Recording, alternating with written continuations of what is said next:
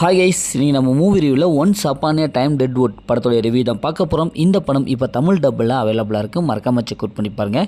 இது ஒரு அதிரடி ஆக்ஷன் மூவியாக வெளியே வந்திருக்கு. இப்போ இந்த படத்தோடைய கதையை பார்த்துடலாம்.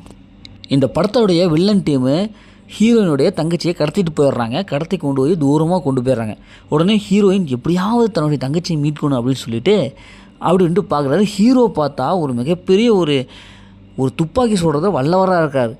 அவரை எப்படியாவது கொண்டாந்துட்டோம்னா நம்ம தங்கச்சியை காப்பாற்றிடலாம் அப்படின்னு சொல்லிட்டு ஹீரோயின் ஹீரோக்கிட்ட போய் விஷயத்த சொல்கிறாங்க. அதுக்கப்புறம் ஹீரோவுக்கு ஒரு விஷத்தை கொடுத்துட்றாங்க.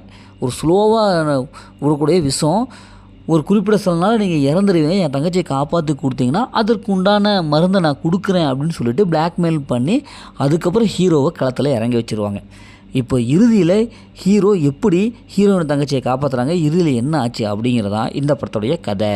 இந்த படத்துடைய பாசிட்டிவ்னு பார்த்தாவே இதில் இருக்கிற அந்த லொக்கேஷனுங்க, அந்த ஒளிப்பதிவு சினிமோட்டோகிராஃபிக் சூப்பரான ஒரு விஷயம் போட்டு கொடுத்துருக்காங்க. படத்துடைய பிஜிஎம் நல்லாவே இருக்குது. படத்தில் நடித்த எல்லாமே ஓரளவுக்கு நல்லா பர்ஃபார்ம் பண்ணியிருக்காங்க.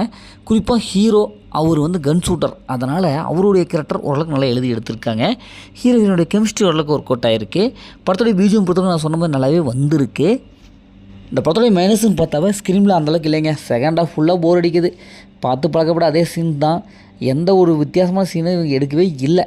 ஃபைட் அதே மாதிரி தான். ஓரளவுக்கு ஒரு சில ஃபைட்டு மட்டும்தான் நல்லாயிருக்கு. மற்றபடி ஃபைட்டில் பெருசாக எதுவுமே இல்லை. செகண்ட் ஹாஃப் ஃபுல்லாக கொஞ்சம் போர் அடிக்குது. இன்னும் கொஞ்சம் ட்விஸ்ட் எடுத்து பக்காவாக எடுத்துருக்கலாமோ அப்படிங்கிற மாதிரி தோணுது. இந்த படத்தில் அந்த மாதிரி சீன்ஸில் எதுவுமே இல்லை. மொத்தம் இந்த படம் சூப்பராக சொன்னாங்கன்னா இந்த படம் ஒரு ஒன் டைம் வாட்சபிள் தான் நாங்கள் சொல்கிறேன். ஓகே, இதேமாதிரி அடுத்த ஒரு புதிய மூவி ரிவ்யூவில் சந்திப்போம்.